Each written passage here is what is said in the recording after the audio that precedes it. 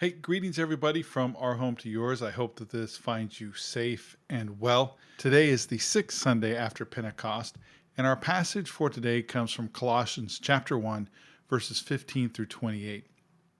Now, this is part of Paul's letter to the church in Colossae, which is a town in what we would know as Turkey now. And Paul is telling them, and he's also telling us, that we were once enemies of God, that we were separated from him by our evil thoughts and our actions.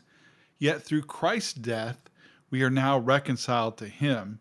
And now, in God's sight, in God's eyes, we are now holy and blameless. Think about that. We are now holy and blameless. I heard a story in church today about someone at church who was talking about the past of some other people in the church, and it was a stereotypical kind of statement that grouped some people together, and that these people were this type of person in the past. And I was like, here we go again, digging up the past and talking about some stuff, someone's junk or something that they had done, that had gone on years ago.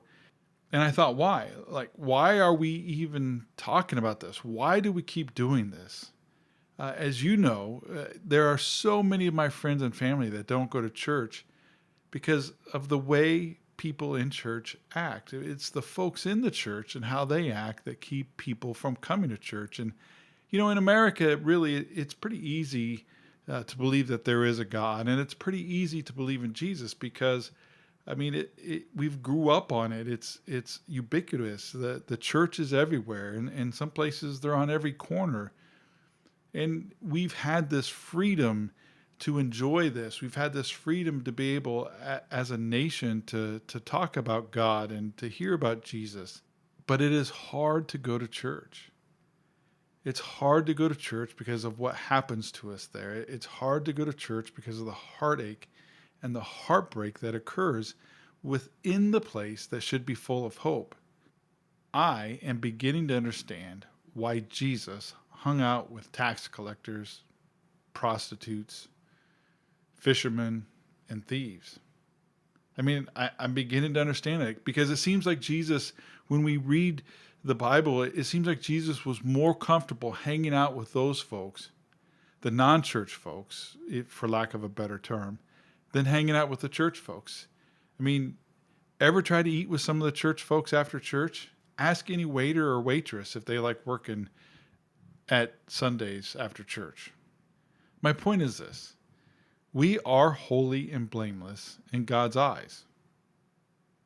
We are holy and blameless in God's sight. Why are we not holy and blameless in each other's?